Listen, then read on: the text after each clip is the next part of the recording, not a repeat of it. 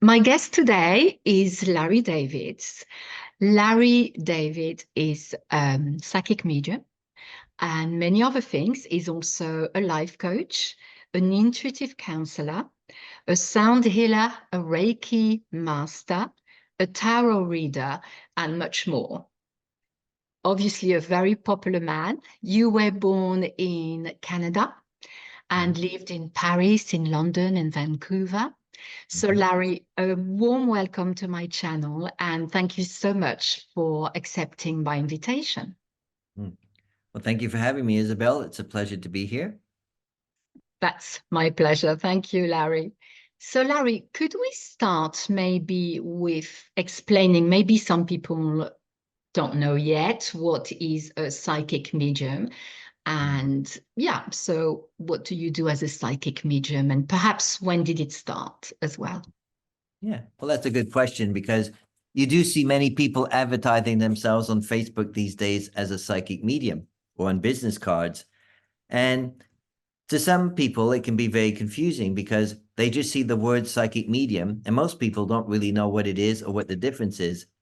Now, the difference is a psychic reads your energy. So, for example, if you were my client, I'd be maybe tuning into your auras, your chakras, and getting the information that your energy, because whatever we've gone through life, it stays in our auric field, our energy body. So a psychic reads the energy and maybe also the potential and say, Isabel, I can see you have a great potential to do this, to do that. And you think, oh, I didn't realize that. So a good psychic allows you to open up potential with your life. And if you're experiencing, like, say, issues with relationships, and you keep attracting the wrong relationship, for example, a good psychic will allow you to realize, why are you repeating behavioral patterns and attracting the same kind of energy? Because people are really just energy beings. Now, mediumship, what a medium is, they connect with people who've gone back to the spirit world. We all come from the spirit world. We have this short human experience here on the planet. And eventually we all go back to where we came from, which is the spirit world. So a medium communicates, could be with your pets, your loved ones, anyone who was a human being and they've gone back to the spirit world. And an evidential mediumship or medium will give you information. Oh yeah, that sounds like my mother, or my mother used to say that, or my mother did this, or whatever it is. It could be any form of information. For example, if somebody says, what does Isabel look like? And I say, oh, she's got long hair and she looks like this and she talks like that, or whatever, what she does. People, oh yeah, that sounds like Isabel. I remember she used to say she does that or wanted to do that. So people would know about you. You see, it proves that the spirit world, when we go back to the spirit world, we're not just like a lump of dust, what it is. We're actually energy beings still living, surviving, learning, and doing things. And the reason many people advertise themselves as a psychic medium is because many people do both. They offer psychic readings. Some people don't want mediumship. They just want psychic. Some people don't want psychic. They just want mediumship. For example, if someone just lost their daughter or their son to cancer, for example, they don't want psychic reading. They want to have some kind of communication, some kind of closure to know that their child is still living, is doing well, that they're no longer suffering. Now, somebody who hasn't lost anyone, they don't care about people who've gone on. They're concerned about their situations, the problems they have with their lives. So what they would benefit from is a psychic reading. Now, some mediums refuse or don't want to work psychically. That's perfectly valid as well. So some people just advertise themselves as a medium, meaning, well, I don't do psychic readings. I only do mediumship, proving life after life. And some psychics don't do mediumship. They just want to give psychic readings. So people advertise themselves as a psychic and a medium, or just psychic mediumship. It's because they means they're able to work both ways. I think it's really interesting and actually really important what you've just said to differentiate between the two. Often people don't actually. And I really like the fact when you said that as a psychic, you can open people's lives. I mean, I have to be honest, and say that actually I had some sessions with you, and that's exactly what you did for me. You actually opened something up. And I think then I was ready to jump in because I jumped in right in there. So potentially it's like saving lives, right? Or just the difference between not really having the confidence to get into your missions or whatever you're meant to do in this life, and suddenly thinking, oh my God, now I feel that I'm given permission, perhaps, or I'm curious to just launch it to something to see where I'm going to go. So Absolutely. that's really interesting. Now, Yeah. when you talk about the mediumship, there's so many people who have died and have come back and told us what it was like. When you have somebody coming for mediumship and you actually connect, do you connect through a guide? Do you have somebody sort of in between, or do you straight away get people or the person who's in spirit who wants to talk to someone? Well, I know that my guides work with me because they work with all of us. So for a medium to say, I don't depend or rely on my guides, I don't believe that's true because everything's about teamwork, even here on this planet. Well, how did you get that job? Either somebody recommended you or you applied for it. There's always some form of teamwork involved in anything we do in life. For example, the Beatles, why did they become so successful? Teamwork. They had a fantastic music producer and a fantastic recording engineer and a manager. So all these people working together allow them to go from one level to the next. So with mediumship, the way I work, I do tend to see or feel spirit quite quickly, but I do know it's my guides bringing them towards me. And sometimes we have to be honest with our clients and say, do you know, I don't really feel connected to anyone around you. And there's nothing wrong in admitting that because we can't be connecting or guaranteed to make a connection with every single person that comes to us for a session. That's the way it is in life. It's a bit like dating. If you're single, or friends, for example, why are you not friends with everybody on the planet? For example, are you friends with drug addicts, alcoholics, bank robbers, killers? Probably not. Well, why not? They're human beings as well. It's to do with the vibrational frequency. The energy is not aligned. Sometimes as a medium, we not might be able to connect with somebody's loved one because our energy might not be compatible, or that spirit communicator we might not be the right energy, the right medium for them to actually communicate through us, for example. So Yes. in mediumship, there's no guarantee just because someone's a medium. And I've seen many great mediums work over my years. And in the early days, you just go, wow, how come they weren't able to make a connection? In my early naive days, I thought when you become a medium, it's so easy. Oh, yeah, just connect with so-and-so. But I've learned by working at it, studying it for a long time now, that that's the way it is with mediumship. There's just no guarantee.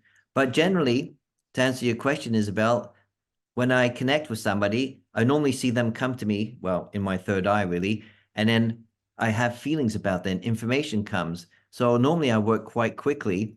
And I do know if nothing comes, then I'm honest with the client. Say, sorry, I just don't feel I'm making a connection. Or even sometimes I don't feel the connection is that strong. It's not strong enough. And again, we have to allow ourselves to be vulnerable to admit we're not Superman or Superwoman with mediumship. No, we're human beings as well.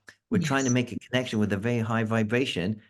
So again, there's no guarantee. But I do know my guides allow me to work in a mediumistic way because the guides, they're like our gatekeepers, like a bouncer in a club.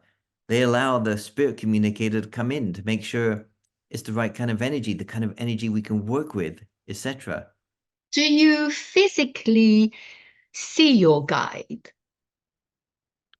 No, I don't physically see my guides, but I've always seen them with my third eye again inside my mind. It's It's a bit like a like if I knowing. say, yeah, if I say to you, Isabel, I want you to imagine an apple, you're not going to say to me, APP spells apple, APPLE. Oh, an apple. Right away, you see an apple. So same with my guides. I always tend to see them in my third eye, just like we would see an apple. Well, how do you see an Yes. apple? I don't see an apple in front of you, but you're seeing it in your mind's eye. Yes, exactly. It's there because you can see it in your mind's eye. Yeah. Mm. So could it be possible, perhaps, for a spirit who has moved on in the spiritual world, maybe an advanced spirit which is working on a different level, perhaps on the other side? Would that evolved spirit be able to come and communicate with you, or would they not be able to, or just say to you, I've moved on, or your guide would say to you, I've moved on and it's not possible to get in touch with this spirit? Yeah, it's a very good question. That's a question I've had all my life as well, even my mum. Again, I don't think any of us can 100% have an answer to that question, because just as human beings, spirit have free will as well.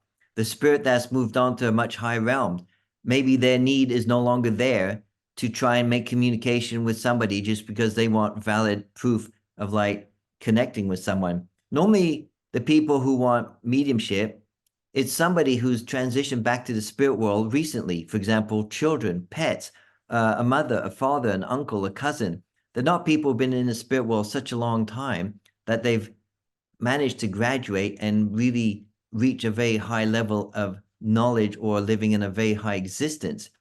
And all I could say is, I would say the possibility is probably there, but based on my personal experience, I can't imagine why somebody in a very high realm, they must have been there a very long time, would want to communicate, because it's a different need. And it's also the need of the human being. The need, I don't know why the human being would want to hear from somebody like a great grandfather. Maybe the great grandfather is probably in a very high realm now. And maybe they don't feel that need to lower their vibration to communicate through a guide, through a medium as well. So, but that is a good question. But I would say I'm not 100% sure, but that would be my perspective on that question. Yeah, thank you.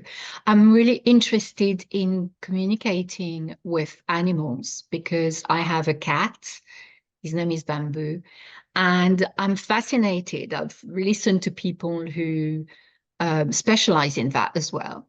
But it's interesting to know that you can also do that, Larry, if Yeah. the animal can come forward. Absolutely. Once when I was doing a church dem just last year, in fact, I brought in a donkey for a woman, and the people in the church started laughing because you don't know how many times you hear, "Oh, I have a donkey here. Can anyone accept a donkey?" And a woman could take everything about the donkey's owner. And also once I gave a one-to-one reading, and the woman didn't care, or the client didn't care about her parents who were coming through. She actually wanted to hear about her donkey as well. And then last year as well, or 2 years ago, I had a gentleman, I brought in his parents. Yeah, that sounds great. But I could tell he still wasn't happy. I said, is there someone specific you were hoping to hear from? Yeah, I just lost my dog recently. So I said, well, let me see if I can tune in and make a connection. So I started seeing pictures of this, like light brown dog. So I described the color. I don't know about dogs and cats. I just described what I see. Yeah, that sounds like my dog. And I said, would you understand it was a female? Yeah, female. Then I described the qualities, the habits that he would do with his dog, messages. And even though dogs and cats don't speak like a language like we do, they still communicate by sending us impressions, pictures, feelings. So the gentleman was starting to cry. And he was so grateful and thankful at the end. And after the session, I thought, gosh, isn't that weird? He didn't really seem to be much bothered about hearing about his parents. It was about his lovely pet Yes. that he lost. And some people are like that. They don't want to hear from their loved ones. They want to hear from their treasured pet, whether it's a cat, a donkey in that case, or a dog. It doesn't matter who. So everybody's needs is completely different. Yes, and I think, when you lose an animal, you can grieve just like it is a person because this pet, this animal is part of your everyday life. Yeah. And so I know when I lost my son's cat, let's say it was his, but he lived with us. Um, I was crying so much at the vet that they didn't charge me. which Oh, which is a bonus. I even said to them, please, can I do the injection? Because he knows me. I said, no, you can't do that. But also, animals cannot look at you and smile. You can perhaps read their soul through their eyes, as a human being. I'm not talking as a psychic. But I would sometimes really like to know whether he's in pain or not, or whether, what he's eating is right for him. Very often I hear animals coming and saying, well, actually, my bed is at this side of the house, but it's very cold or it's too hot or whatever it is. The energy is not right for me. So I think there's a lot of good points about knowing your animals through a psychic reading. So Definitely. that's really a good thing. Something else I wanted to ask you, Larry, is you must have seen so many people through the years. And of course, like me as a therapist, you don't remember everybody. No. You know, you just can't. But there are people who actually stick in your head for one reason or another. Perhaps it was a very good session. Perhaps you had a special relationship through, you know, the counseling or the hypnosis, or in your case, you know, they came to you regularly for maybe healing or something else. Does one of those sessions come to mind right now? And could you tell us about it? Yeah. As you were speaking, I couldn't think of anyone, but as you were speaking, somebody did start popping into my mind. It was a client I first gave a reading to on the phone. It was in 2018. And this woman, she was in a terrible predicament. Her husband left her with two young children, had no money. So of course, understandable as a human, totally stressed out, lack of finances, emotional support, etc. Mhm. Yeah. So I gave a reading. And of course, you know, when you give a reading, and I did a combination with a psychic and mediumship. So, because sometimes some people need a combination of both, like that client. So I brought in her grandfather and gave the name and described, oh my gosh, she said that's exactly the way he would wear or dress or the things he would say. So that brought her comfort to show her that people from the spirit world were aware of her predicament and are doing the best they can to help her out. Now, psychically, I was able to listen to my guides and relay back to her what my guides were telling her, which what she needed to do with her life, etc., etc. 3 months later, she had another session, and she said, "Oh my gosh, her life has totally transformed and changed." She took on board what I told her, well, not me personally, whatever I was guided to tell her, and she totally changed and transformed her life, became financially abundant, and I even like did a bit of like, as she wanted more sessions, what I call law of attraction or principles of energy guidance with her because she needed a car. And so of course I shared with her some techniques on how to manifest things, which is a bit different now in the manifestation realm. And it was 6 months later, one of her friends rang her up saying, "My husband died. He's left me with 3 cars. Would you like a car?" And she said to the friend at the time, "Well, no, I'd love a car, but I don't have the money to buy the car." "Oh, no, I'm not selling it to you. I want to give it to you because you've been a good friend all my life." So she contacted me and said, "You won't believe it. Just like you told me, I manifested a car. I didn't even have to pay for it. I just have to pay for the insurance and the petrol, of course." So you see, when people are open and to learn with energy, because the non-physical world, the spirit world, our guides, our loved ones are always around us, working with us. But of course, many of us haven't been educated from a young age. You know, you have spirit guides to work with. How do you communicate with them or our loved ones? We need to learn to talk to them as well mentally, send thoughts out. What is it you need? And the spirit world will always put opportunities and people on your path in the most unexpected ways when you least expect it. And us as human beings just have to take inspired action, whether it's responding to an email, saying yes to something, or making that phone call, ringing somebody up. And that's what makes life exciting because there'll always be ebbs and flows in life, obstacles, but we can learn to make our lives easier when we learn to have a relationship with the spirit world, our loved ones, the spirit guides, and learn how to live as a human being, but also being aware we can actually be guided and implement the guidance that comes along our way. So, for example, going back to that client, her life totally transformed. She's very financially well off now. Her kids have grown up and everything's really turned around, but her life was terrible at the time. So, that's the first person that comes to mind if I think, gosh, that was what I would call a major turnaround, a drastic change for her. Yes, I think that's a wonderful story, actually, to give somebody this opportunity to grow. And of course, you never know whether this person is going to take that opportunity. You know, it's up to them really. But if they can do that, I think it's amazing. And I think as healers or therapists or mediums, psychics, we have from time to take time to remind ourselves that that's what we're doing. And of course, we're helped. You know, we work with the divine in some ways and the energies around us, but nevertheless, we are a channel. And we need to ponder on it from time to time, because sometimes it's really easy to just go from one to another and not really realizing the work that you've done. Yep. So I wanted to ask you as well, Larry, about the body. So you say you see the aura around the body. Now, I very aware of auras and very aware of the energetic field that is around our body.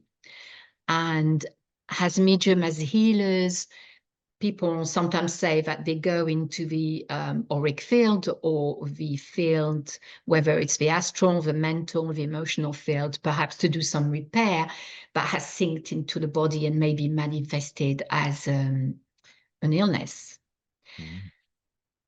Do you, when you see the aura, are you able to do some work in the aura, or is it about just messages that come to you from the aura?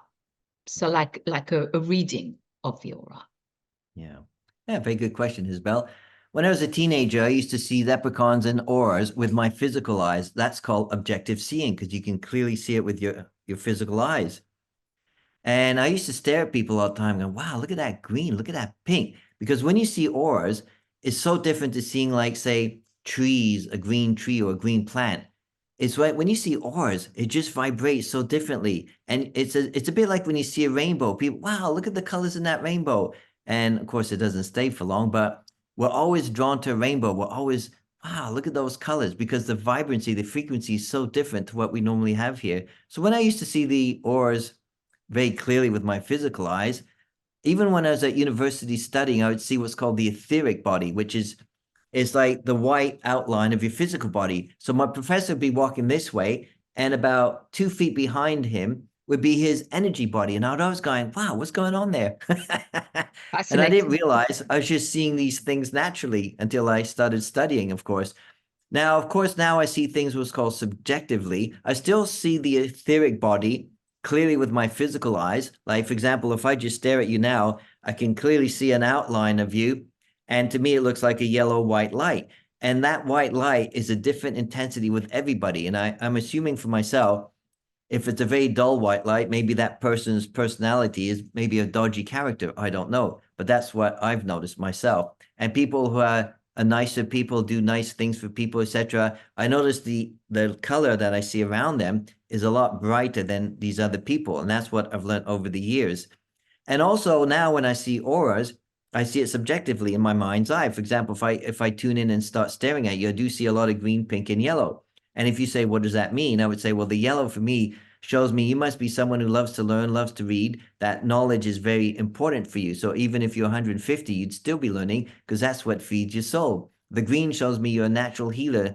I know you told me you do counseling, but to me, the green shows me you could be doing any kind of healing modality, because your green is so strong there. That shows me you have the potential to go in any healing modality, and you'd be very good at it. Now, the pink shows me you have unconditional love as well, that you're a very sensitive soul, you're an empath, etc., etc. Even if you read something in the newspaper, you go, oh my gosh, those poor people. So that pink shows me, I call it global unconditional love, not just for yourself and your family, but for people and things, trees, nature, animals that you're not even aware of or have never met. So that's what those 3 colors for me mean. Now, of course, to somebody else, it might mean something differently. And so that's the way I work with auras. And you're right, when I do my healing, any form of healing realigns the auric field, it realigns the chakras. So it creates more healing as I bring in the energy body back into balance with the physical body. So the person, wow, I'm starting to feel better. Wow, I'm feeling more energy. Well, that's because the auric field, the energy body, is being, well, worked upon, really healed and realigned. Yes, that's wonderful. And thank you for telling me what colors are around me, because I do a lot of Lao Shi now, which is a bit like Reiki, healing practice, which I really love. And it's a simpler method that Reiki, but it's supposed to work very deeply, and absolutely love it. And of course, with the hypnosis, I think you're healing through words as well, in a way. So what I wanted to ask you about the aura as well and the energetic field around us. Do you think it's possible to learn how to see those things if somebody cannot? I think so. I'll never forget many years ago, I think it was 2008, I started studying with Sonia Choquette, who's Yes, got many books yes, on Hay House. And I'll very never forget famous. 2008, I saved up my money to have a 30-minute phone reading with her. And I was all excited because, I'd read all the books. I thought, wow. I thought, I can't believe I'm actually having a phone reading with Sonia Choquette. To me at the time, it was unbelievable. First thing she says to me on the phone, do you work? I go, yeah. She says, what do you do? I say, well, I teach music at university part-time, and the rest of the time I do my spiritual work. She says, can you quit that job? I said, I can't quit that job. I have to pay my rent and bills.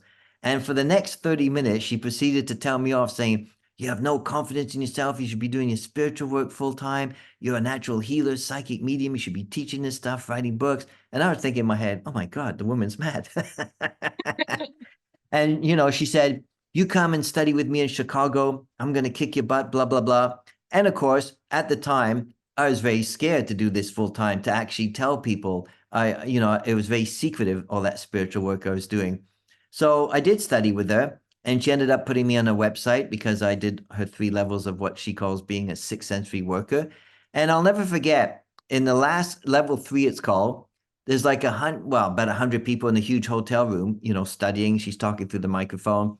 And as I was staring at her, just like I'm looking at you, I saw this man staring behind her the whole time. I was like fixated, not really listening to her, just going, gosh, who am I seeing? What is that? Am I hallucinating? So during the lunch break, I went up to her and I said, Sonia, I just have a question to ask you. Oh, what is it? Said, the whole time you were talking, I saw this man around you. She goes, oh, yeah. Can you describe him? Said, yeah. So I described what he was wearing, what he looked like.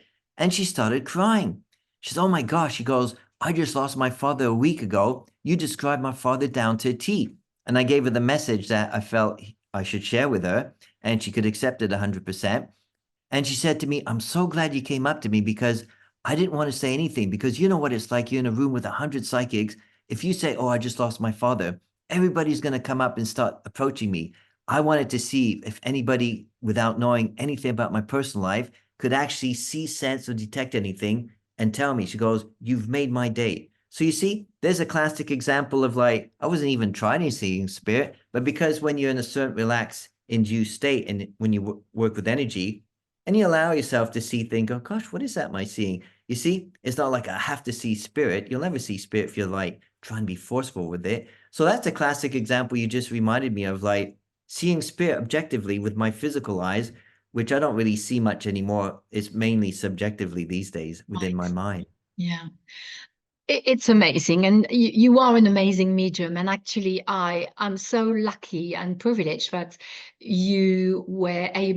I was able to interview you for my book. Mm. I will put the details below if people want to check it out. It's called The Spiritual Journey. And which brings me on to another subject as well, but related to your psychic mediumship, is that of course, you were not listening enough, were you, about your Oh. psychic abilities? And at one point in your life, you had a huge event that actually changed your life a lot. Mhm. And you had a near-death experience Mhm. through which you finally understood that there was no more time to waste and you really had to put yourself out there as a psychic medium. Yeah. Larry, would you be okay to share a little bit about that with us? Sure. Before I do, though, I have to tell you a funny story. Just about a few months ago, one of the clients I was working with, she said, have you ever had an OBE? I said, oh, yeah. And she didn't know what OBE means, out of body experience. She thought it was the OBE from a queen, because, I don't know what she was talking Yes. about. But so we had a miscommunication. So she assumed I had an OBE from the queen. And it wasn't until a few weeks later I realized, no, it's not an OBE from the queen. It means out. Oh, all this time I thought you were, anointed by the queen with an OB. I said, no, my OB's out of body experience. So we had this great miscommunication for a few weeks. And after that, she just couldn't stop laughing. And she thought, that's the best story I've ever heard. I'm going to tell my friends I have an OB, she says, right? That's really funny. But anyway, at the time I was teaching at a university in Vancouver, music lecturer. And a piano fell on top of me because this other music lecture was running behind schedule. And then I said, oh, can you quickly help me push this upright piano against the wall? I said, not really. I have to rush and go teach. Oh, it won't take more than a minute. So, of course, I obliged, and the piano wasn't moving. She got really angry, and the piano started falling over. So she yells out, oh my gosh, mind the piano. So I run behind thinking I could quickly lift it up. Of course, I realized, oh my gosh, this thing's really heavy. I'm trying to get out the way. I didn't get out the way. The piano fell on top of me. It took about 10 people to lift it off. And the whole time I was under the piano, and even when they removed the piano, I was floating around in this dark void. And I didn't know I was having an OB because I saw my physical body on the ground. It's a bit like watching a movie. You're kind of enjoying the process, basically. And it wasn't until I was talking to the fireman who had these huge scissors who were ripping up my trousers. I said to them as a joke, do you know I charge extra for that? And I'm looking around and said, it's funny, nobody's laughing at my jokes. What's going on here? And I noticed as I had a thought, wherever I thought about where I should be in the room, I was there immediately. And I thought, God, this is weird. Whatever I think about, I'm there. And that's when I realized, gosh, I must be out my body. Maybe I'm having this, I'm dead. I thought I was dead because I thought, there's my body. I could clearly see it. I could see everybody there. Nobody could hear me. And again, it was like watching a movie. It was the strangest thing. But I didn't feel anything. I felt no pain, didn't feel scared. I felt like very relaxed and thought, wow, the feeling thought, wow, well, maybe I'm dead. Well, who cares? Time to move on. I had no remorse, no feelings like I must get back to the body. I have unfinished business. Didn't have anything like that. And then I was thinking, okay, where's this white light tunnel everybody talks about? I'm thinking, I don't know what's going on here. I've read so many books about near-death experience. Where's my white tunnel? Why am I not seeing the white light or angel? I'm not seeing anyone. I was just like floating around in this dark void. And then through my left ear, it's like I could hear this huge man's voice saying, your time, or you're not ready, or something like that. You must go back. And it was a very, I don't know, kind of a strict sounding voice. I thought, where's that voice coming from? But it didn't make me feel scared. It felt like I was being guided by a strict school teacher in a way. And as soon as he said that, and I heard that voice, it's like I was plummeted right back to the physical body. But I also think it was because the firemen at that point were putting an oxygen mask on my face. And I think that's what made me get sucked back in. Because I remember it was like, oh, it's like I couldn't resist it. It was just being right sucked back into the body. And of course, as they were reviving me, I was thinking, gosh, where am I? I was just in this black void. And then, of course, I could feel all the pain from that injury, of course. So that was my so-called near-death experience or out-of-body experience when that piano fell on me. But then part two of the story is I realized I need to get healing work done, energy healing work. So I Googled the energy healers. And because I was an energy Reiki master, I already had the healing couch in my flat. So this energy healer came over and she set it all up because I couldn't move. I was heavily damaged on crutches, broken bones. Everything was damaged. And as she was working on me, I'm lying there with my eyes closed, and I saw this huge vision of a man. He looked like Jesus. In my head, I'm thinking, oh my gosh, am I hallucinating again? What the heck's this now? So I'm trying to ignore it. I opened my eyes, I closed my eyes open, and I couldn't get rid of this person. This person was just floating there. And I'm thinking, gosh, this person looks so real. And he starts talking to me, and I'm looking at him. All this information is coming to me, and I'm looking at his mouth going, how's he talking to me? His mouth is not even moving. And I realized it's as if my mind was just receiving all this information. And to summarize briefly what he said, he's the one who started saying, your teaching days are over. You have to stop teaching. You're procrastinating. You're supposed to be doing this spiritual work full time. You have a lot of work ahead of you. You got to be doing healing. You got to help people out with readings. You're supposed to be teaching, writing books. And my mind was going, yeah, right. Who is this person giving me this information now? I didn't lie there. Go, wow, thank you so much for the information. That is brilliant. Because I'm thinking, I got to get healed so I can go back to work to teach, to make money again. That's how I was thinking, like a human being. Anyway, the vision was so strong, it didn't go away. And when you have these super powerful visions, you never forget it. It never goes away. It's a bit like if you had a pet, you never forget your pet, even though you get another pet. Or maybe you were in a relationship. Oh, yeah, I remember my first boyfriend, girlfriend. You'll always remember it. because there was some kind of strong emotional connection, whether it lasted 6 months, a year, 5 years, it doesn't matter the time frame. So same with this so-called vision I had, even the time frame, it felt like I've seen this person during my whole healing session, but I'm sure I wasn't. But because it was so powerful, I could feel the energy, such powerful energy coming from this person, the vision, peaceful, healing, like I could do anything, like anything was possible. So the energy that was radiating, emanating from this person was like unbelievable. And then, of course, when he went away, it's like, it's a bit like, oh, here I am. I was kind of forgot I was having energy work done, healing work, you see? So very powerful vision I had, and I've never forgotten it. And as you said earlier on, after that, it's like my life just changed.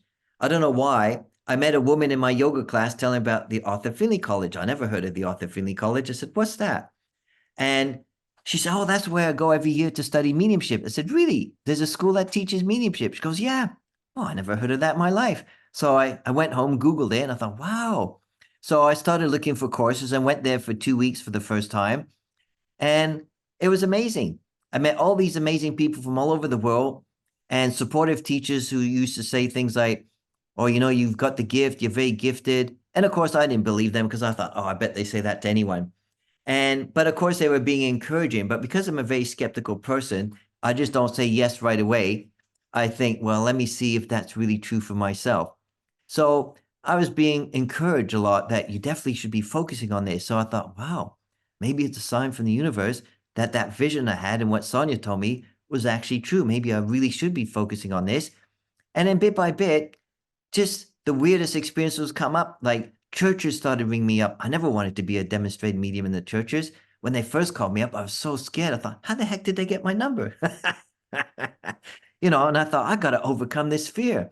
No teacher had prepared me to be a demonstrated medium. So, of course, I came up with strategies that I implemented. And you could say I was thrown in a deep end when it comes to doing mediumship, because even though I was studying with a teacher at the time, nobody had told me what it's like to work in the spiritual churches, or what it's like to give private readings, or what it's like. What if you get a client says, no, no, no? What do you get? A client just sits there with the arms folded and they're being very resistant. And then other times you get clients and you astound yourself, wow, that was so easy. Everything flowed. How did I do that? So I'd be experiencing the duality of being a reader, psychic mediumship. Some were amazing and some were just dreadful. So Yes.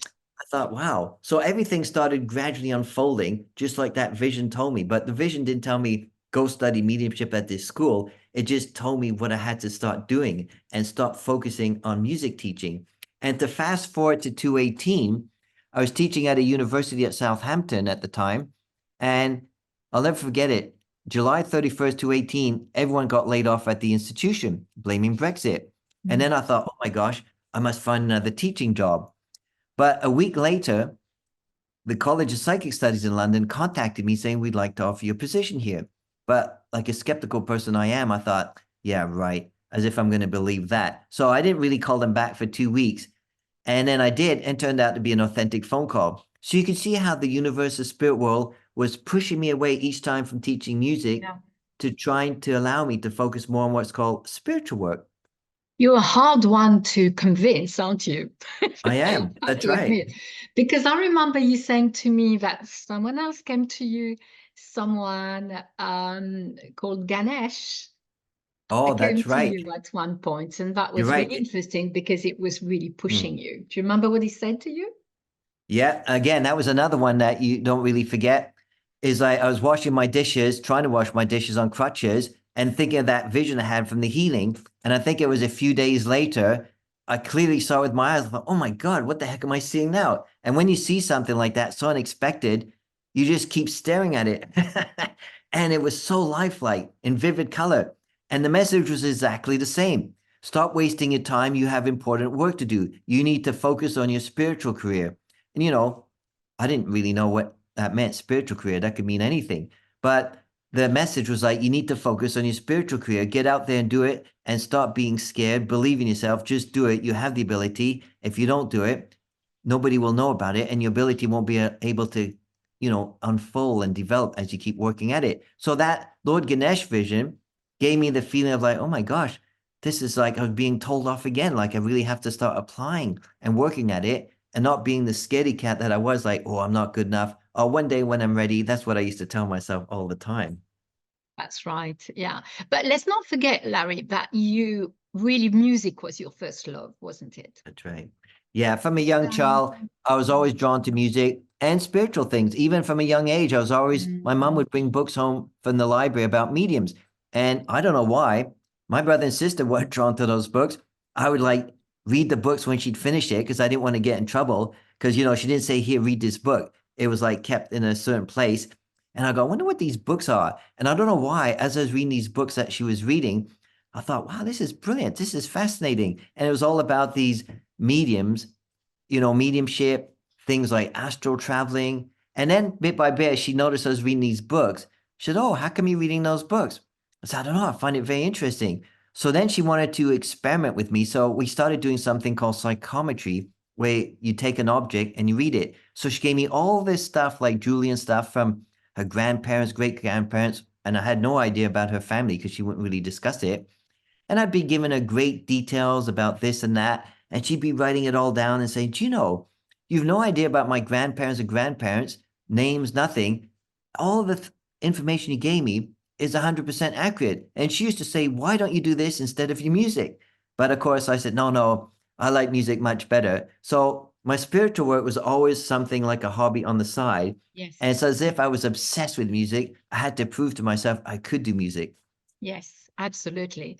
And you know, like when we pass over to the other life and when we are being asked to come back, if we agree to come back, we come back and reincarnate. I think that's your belief as much as it's mine.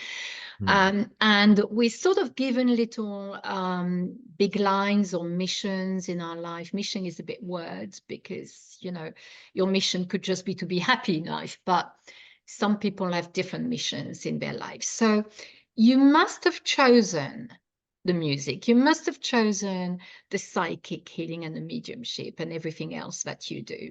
But of course, you forget. And it's interesting. You forget when you come to life. Perhaps you remember. I mean, you're very very young, perhaps, but not after 7. I don't think. Um, so I was wondering whether when you are in touch with that and you have a little, what's the word? Tag of war, is that the word? Between the Yeah. two, little fight between the two, and you resist so much. Eventually, it's like the universe is sending you something strong so that you can understand, because you need to be, in order to fulfill yourself as a human being and do the best that you can to Mm. transcend perhaps into an even better being, better energies, or do you know what I'm saying? Um, it's something that is amazing when you can actually do your mission and then you can tick the box, so to speak. So are you aware of all that on a day-to-day basis, that actually it was a good thing that you were pushed to do that? Well, you're right. In hindsight, I wasn't happy with the way I was seemed to be forced out of the music industry, you could say, because, you know, I used to be a full-time musician and nothing seemed to be working out. I became very successful. I wrote for TV shows like SpongeBob, Sesame Street, and I was like a voiceover artist. On paper, it looked amazing, like super successful, achieving my dream to do with the music industry. And but I never felt like 100% satisfied. I felt like there's a void, something missing. And when I was reading my spiritual books or finding any course I could do, it's as if that void was filled in. It's like, oh, that's what's missing. Even though I was so passionate and I was busy at the time doing music, for some reason I was always drawn to keep finding things to study spiritually. So maybe without me realizing it, the music I had to go through my music to get that out of my system. And luckily, I was always doing spiritual work on the side, which I think allowed me to keep slowly and gradually developing, unfolding the abilities that I needed to learn. For example, when I first learned Reiki, I had 3 Reiki sessions with the practitioner. I thought, everybody's talking about Reiki. What the heck's Reiki? You know, I didn't know anything about it. I went there, I thought, wow, every time I had a Reiki session, I thought, God, this feels amazing. And then the teacher said, have you ever considered studying it? I said, oh, no. I said, I don't think I could study that. Oh, she says, you're a naturalist. I says, how can you tell? well, when I was working on you, you have a lot of healing abilities. I said, I do. She goes, yeah. So I studied Reiki. And when I studied it, right away, when I finished Reiki level 1 and 2, so you can become a practitioner, as you probably know, she offered me a job immediately to work in a healing store. And I said, oh, you must be joking. I just finished studying with you. I'm not that good, blah, blah, blah. No, I want you to start working. She says, I have to travel the country to work at these spiritual fairs. I want you to be the healer at my clinic while I'm gone. Oh my gosh, I was so scared when I got the first client. I was just panicking. Anyway, I did it all, told the client what I saw, and she couldn't believe it. And that allowed me to start developing the confidence that I was lacking so much. Wow, I can do healing. Who would have thought that it's so easy? You It's the needed to beliefs. trust yourself, didn't That's you? I right. think you Mm, needed to really trust yourself, first of all, because really, with your innate abilities, uh, even without studying Reiki or everything else, you could have done it. yeah. And maybe it's, having like the diploma that sort of gives you some kind of um, weight behind you when people come and see you. But I believe you would have done just as well without the training. Perhaps the training actually help you to um, refine certain things, perhaps. Mm. What would you say to that? Yeah, I think any form of training, whether you get a paper or not, I don't think the paper is relevant because the paper means nothing, as you know. Is the discipline. It's like if I wanted to be a good guitar player, if I just practice and I'm diligent, I'll become a great guitar player because it's not the paper or the teacher that will make me great. It's because I have this burning desire and I'm being diligent and consistent. But as you say, with that studying Reiki, I think what it allowed me is to be focused and to start realizing, wow, it's just a word, Reiki. As you know, all form of healing is working with energy. And it allowed me to be focused, to have like a hat or wear the Reiki hat. Oh, yeah, I do Reiki as opposed to, I don't know, any other healing modality that's available these days. So you're right. I think by studying, having a bit of training like that and a piece of paper, it just gives you a bit of more the boost to realize, oh, wow, maybe I can do this. Mm. And what would you say to people, for example, who are really interested in that sort of thing? Maybe they are counselors already, or maybe they are doctors and have a very wide, open mind and want to explore the healing abilities in a different way, or perhaps the psychic abilities. What would be your advice to start with, how to direct them? And the second part of the question would be, can anyone do it? Mm. Yeah. I believe question number 2, can anyone do it? Anyone can do anything. The only thing you need is the desire to learn. If you haven't got the desire, even if you're natural, you're not going to achieve anything because you haven't got the desire on what it takes to learn, to study, to apply yourself. And can anyone do it? Yes. And why do I believe anyone can do it? Is because if I say, Isabel, who are you? The answer is you're a spiritual being having a human existence, as we all are. That means we're naturally innate intuitive. We have spiritual abilities that need to be unfolded and developed.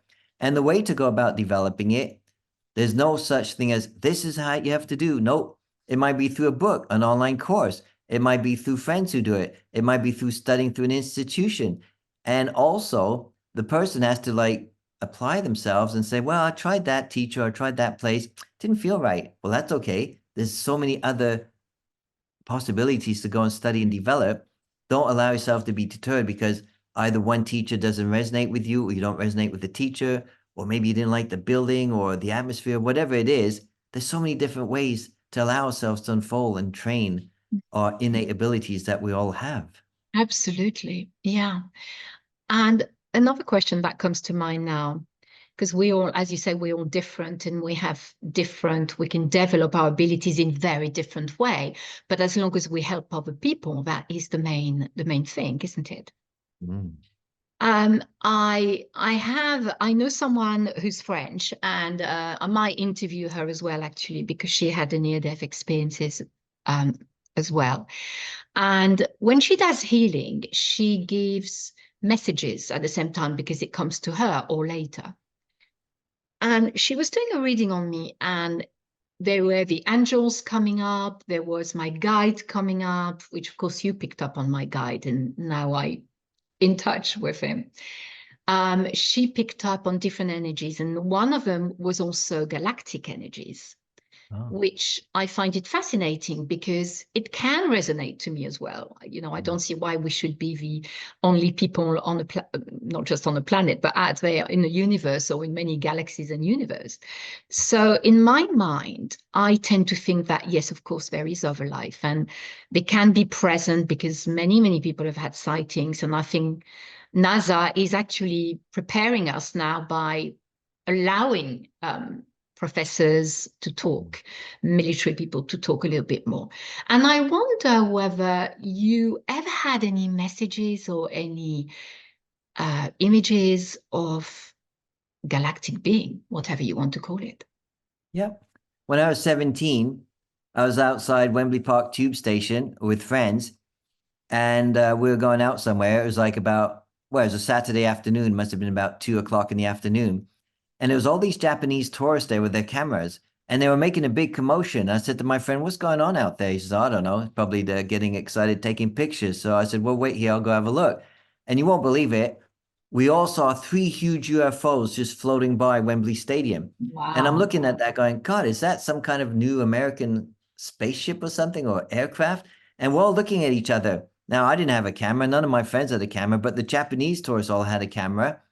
And the next day in the paper, local paper, they mentioned it. And then the day after that, they said, oh, no, it's just a mirage. It was like some kind of weather balloon. So it's funny how they changed the story. And the other part of your question, sometimes I have had visions. I don't like to use the word alien because alien just means it's something we're not familiar with. And as you said, I'm a great believer there's life in different dimensions, different galaxies as well. We're not the only form of intelligence, we could say. And I've had many visions or communications that come through me or give me things as well. So I'm a great believer, as you are, that yes, if we allow ourselves to work and we want to work with what's called higher vibrational frequency or different levels of intelligence, well, why not allow ourselves to focus on that as well so we can be a communicator for them as well, allow them to communicate Absolutely. through us. Yeah. Mm, that's really good. Yeah. I had a sighting myself about 2, 3 years ago, and I couldn't sleep. And so I got up, was right in the middle of the night, about 2:35, and I've got a big bay window there. And I watched it, and there was a very bright star, and I couldn't understand because it was very quite low. And I said, okay, I'm just going to stay here and stare at it for the next 2 minutes. And then it just came in more and more and more. And then it stopped next to me. And I could only see the black from the underneath with some lights, but it was very big. Now, I don't know what it was. I ran out to get outside to have a good look. And then I got scared, thinking, oh my God, what's going to happen? So I came back and then I saw it just quickly go. Mhm. I don't know. Was it some sort of military thing that I'm not actually aware of? You know, I don't know either way, but who knows? Possibly it is something that, you know, is from another world. Larry, we're coming to the end of this interview. It's been fascinating. I wanted to just ask you if there's anything else that you think you should say before we end that you haven't said before. Yeah. I like to say, with leave everyone with this sentence: is today day one or is it one day? Every day should be day one where we apply and do something like, oh yeah, I should reply to that email, or we think about something but we let our limiting beliefs, our limited paradigms talk to us. Oh, forget it, you're not good enough, who would believe in that? And we overcome that challenge. Today's the first day. Every day you wake up and think, today's day one where I'm actually going to do something, because it's baby steps that allow you to, whether you go back to school, change your vocation, decide to make a big move, or think, oh, I'd really like to unfold my spiritual gifts. What's the best way to do it? So every day you do a bit of research, you talk to people, you check things out, and don't just keep it and leave it there. Oh, yeah, maybe when I get time. And also ask yourself, are you serving the master of fear or the master of faith? The master of fear means you're allowing yourself to succumb to lack, limitation, fear, procrastination, any form of fear. Where the master of faith is you believe in yourself, and like planting a seed, you don't know if something's going to happen today or tomorrow, but when you plant the seed, it will eventually sprout. And the same as human beings. Why do we allow ourselves to think so small? And also, to realize we're not just here by ourselves. As you said, there's many forms of intelligent beings in different galaxies. And just around us, we have the spirit world all around us. We have our spirit guides. So why not allow ourselves to unfold our innate abilities to communicate, talk with them, work with them, tell our lives to be a lot easier than it is at the moment for a lot of people as well. Thank you, Larry. That's beautiful. And that's, I'm sure, would be very helpful to a lot of people. So thank you for this interview. I really enjoyed it. And thank you for being my guest. Thank you so much, Isabella. It was a pleasure to be here. And I can't wait to see you again at some point, sometime. We will meet up again, promise. Thank you.